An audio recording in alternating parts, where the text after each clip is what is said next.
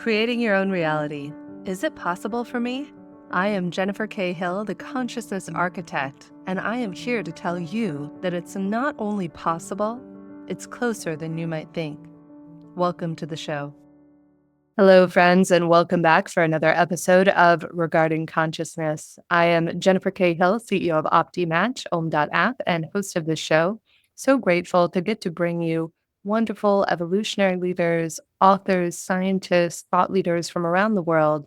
And today's thought leader is particularly special as I just got to meet him in person a few months ago at a mastermind we were both at. That's my favorite part of the show, is bringing you all of the magical human beings that I get to meet in my everyday life. And this is Jaggers. So Jaggers had quite an interesting background in kinesiology and traditional bodywork, and was working at a popular resort when his practice of somatic breathwork took off and made him a instant star in that space. So in addition to doing it himself as a practitioner, they now have a company called Somatic Breathwork. And it's actually accredited by universities such as Arizona State universities, where healers and different medical practitioners can get certified with them and get credits for it.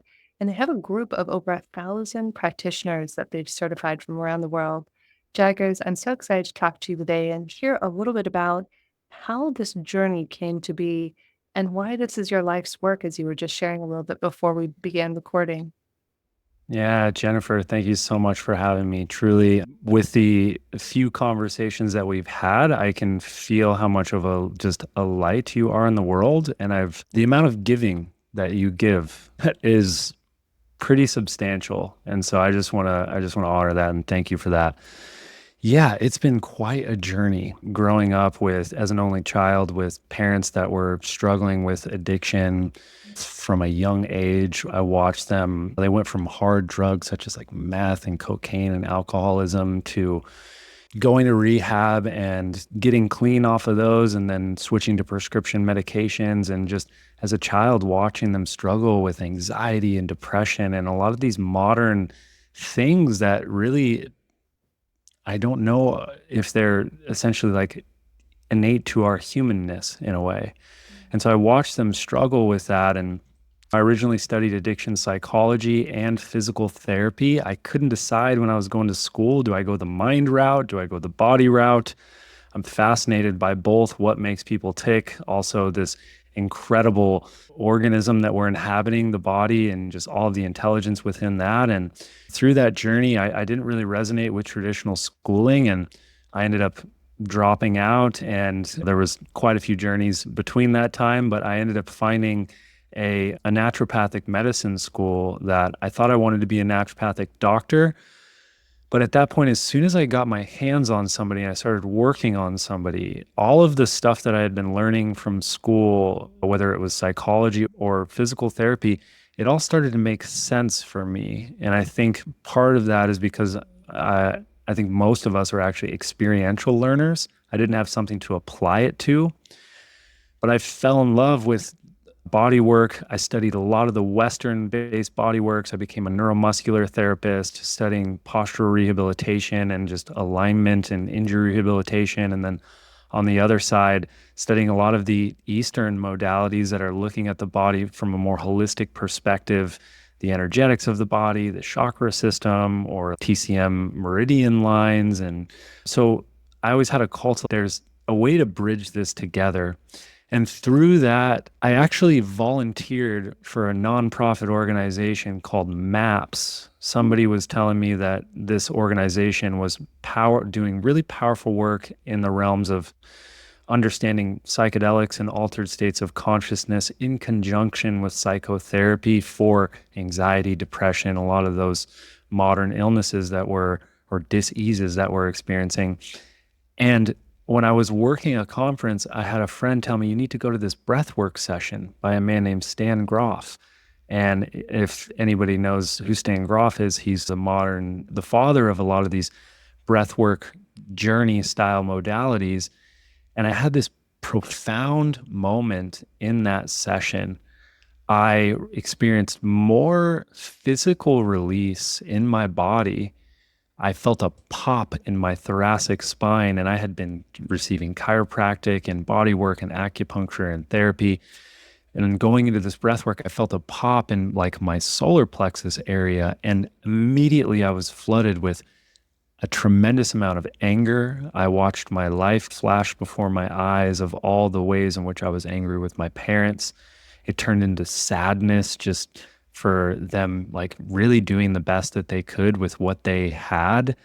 And then after that, there was this moment of forgiveness and then almost like laughter in a way. Like, why was I putting so much pressure on them? Like, they're just humans. And through this stint of probably 2 hours, I went through and had more physical, emotional release and probably mental integration than I have had from any other modality. And after that happened, I had a moment that was like, I saw so clearly that, wow, I've been studying body work and all of these things. And I became an instructor at that college. And beyond being a practitioner or a coach or an instructor or a body worker, I'm actually a breath worker first. And anyone that's working with another person is a breath worker because the breath is something that we're doing both consciously and unconsciously. It's the only thing that we have a choice over doing consciously or unconsciously as far as body rhythms. And it's the thing that's controlling the state of our nervous system, which is our chakra system, our energy system. It's controlling the state of our body. And so I started studying all the different types of breath work and applying it to the somatic aspect of the body work that I was trained in, the verbal coaching. And I had a woman who was a therapist that she was working with me as a client, and she just asked, "Hey, I actually want to learn what you're doing with me and utilize this with my clients." And at that moment, I had a light bulb click on that I love teaching, and I created a curriculum. And to save you the rest of the story, now it started in my apartment with 5 people hosting small little trainings, and now we have at this point I think over 1,500 practitioners worldwide doing sessions in a multitude of different language in 35 different countries and fully accredited by a university. And it's been a wild ride, Jennifer. Wow. That's amazing, Jaggers. What a gift. I think it's a great lesson too. We're obviously focused on consciousness. And I think it's so easy to think we have life figured out, right? Like, I'm going to be this Yeah. person. I'm going to be a anesthesiologist or a body worker. And sometimes it can happen in your teens, 20s, 40s, 70s, where all of a sudden the universe is, yeah, but what I love that you were sharing right before this, before we got on, Jaggers, was how you said, Jen, all of a sudden I started doing somatic work and things exploded. You have tens Yeah. of thousands, hundreds of thousands of followers, let alone all these practitioners around the world.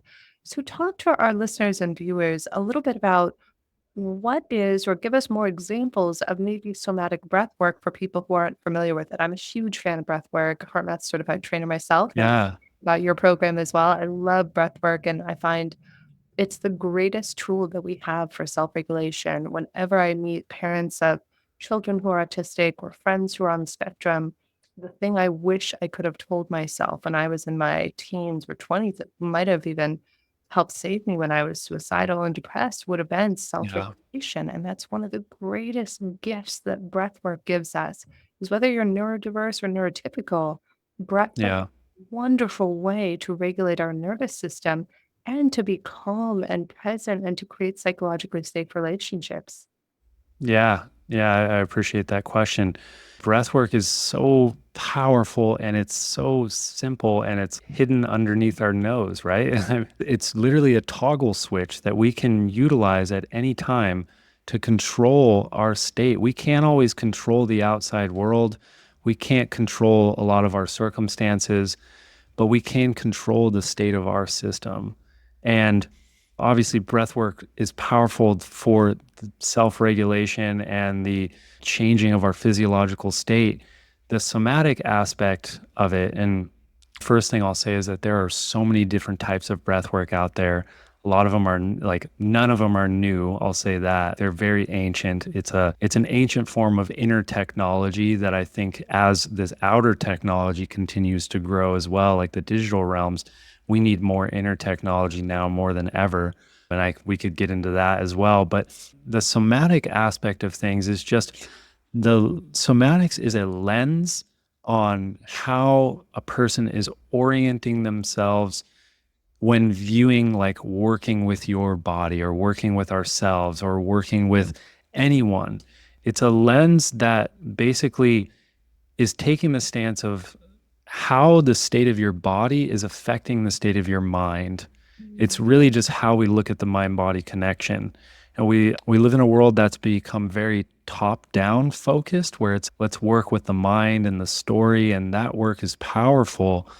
And obviously that affects the body. But somatics is looking at basically how evolutionary biology has shaped us, meaning that we are body based beings first. When something stressful happens to us, we have an instinctual response that happens like this, that has been embedded within us, has been passed down for generations for our own personal survival. But you are not however old you are. You, and I hate to break it to you, we're actually very ancient. We're very old because our system came out of our mom and that came out of her mom. And so there's instinctual responses that are dictating our state often. And we've kind of, our humanness, we've bypassed nature in general. I think the nature of our body and also outside nature in a lot of ways. But somatics looks at, like, how is the state of my instinctual responses right now, my triggers, my just primal aspect, my emotional state, and then how is that affecting the way that my mind is creating stories and perceptions about myself and about the world. And so really working with, let's get the body in a place where it feels so safe, so good, where it's not necessarily suppressing and repressing emotions that have been pushed down for so long. Let's figure out a way to digest those, move those through us, and so that we have space to actually repattern and create beautiful stories about ourselves, about the world. Mm. Yeah, you remind me of something that my co-founder Julian taught me about, that is called the three brain system, that a lot of us aren't aware of. Yeah. That we have our amygdala, which is our lower brain, that Mhm. animalistic reptilian brain that is just trying to keep us safe and help us survive. Yeah. The midbrain, which is the mammalian brain, and then of course the neocortex and the higher brain function. And what a lot of people don't realize, to your point about that, Jaggers, is that the higher brains can't function until the lower brain feels Yeah. safe. Yeah. Yeah. So if you wonder why you're always fighting with your spouse, your child, your friend, your colleague, it's because you're not fighting. Your survival Yeah. feels like it's being chased down the street by a tiger when all your best friend said was, that dress doesn't look right on you. And then next thing you know, you're Yeah. off to the races and ending a 20-year friendship. Exactly. Yeah. A lot of us don't realize it because we've lived in our mind for so long that when we look at the body as something we just need to put food in it and take it to the gym and put clothes on it. But if you're working solely, and a lot of us have repatterned our mind and reframed our stories and all of those things, but that does not mean that your body doesn't feel like it's in the presence of a tiger.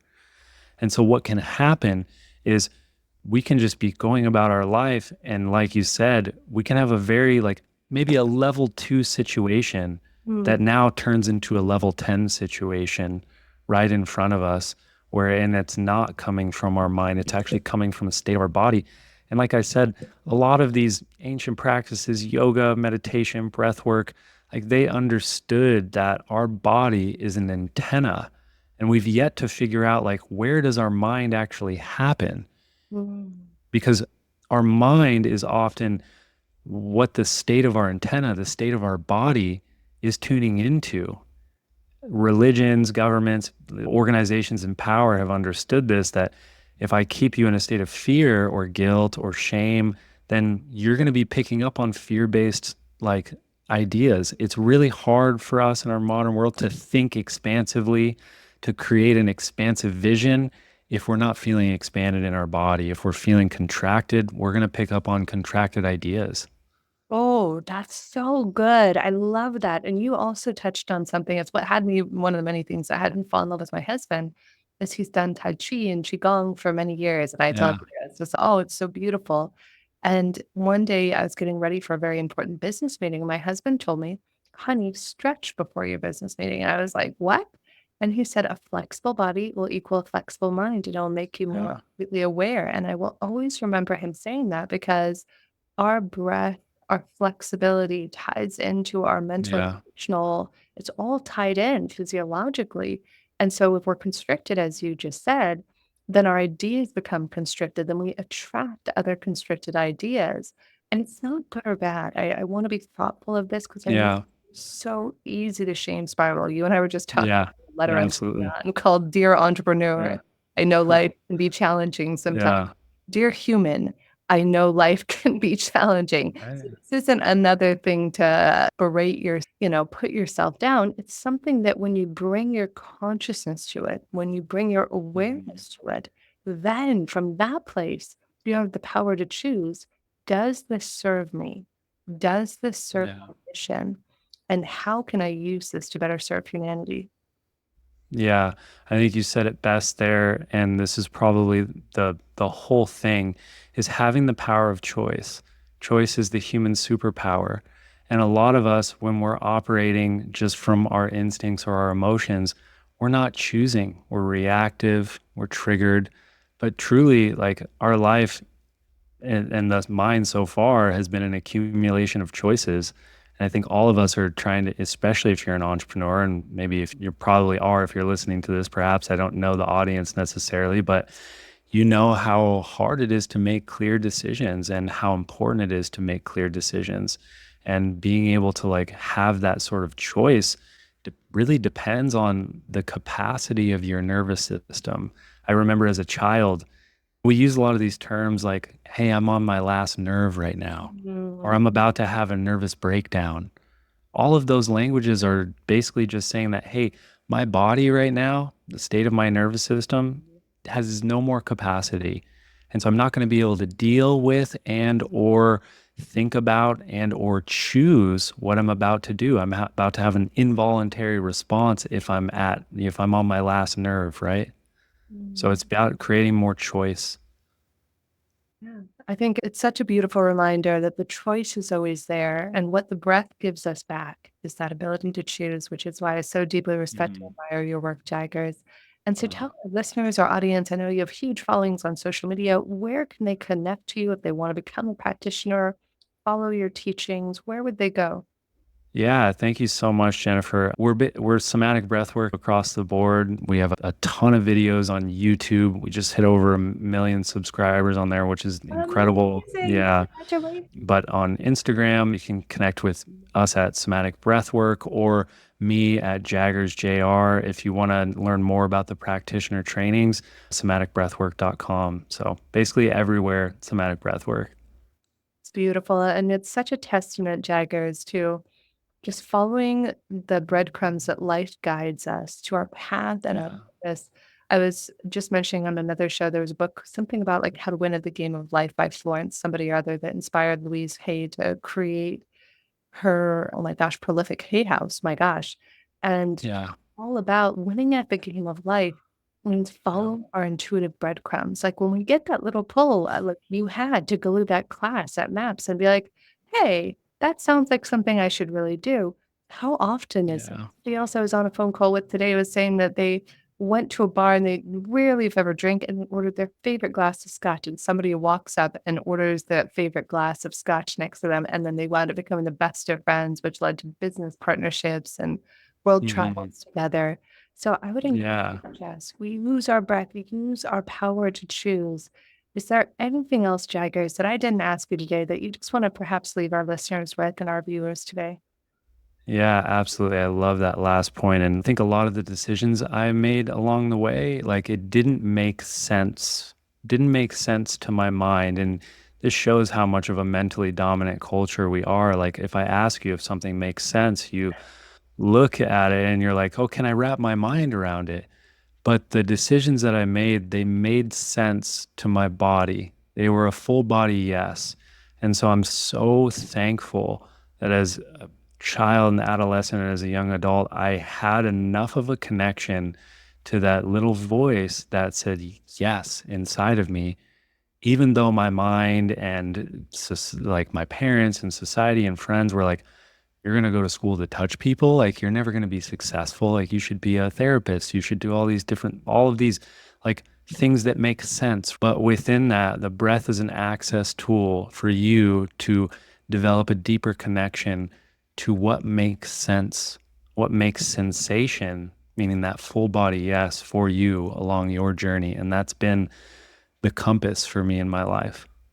Mm.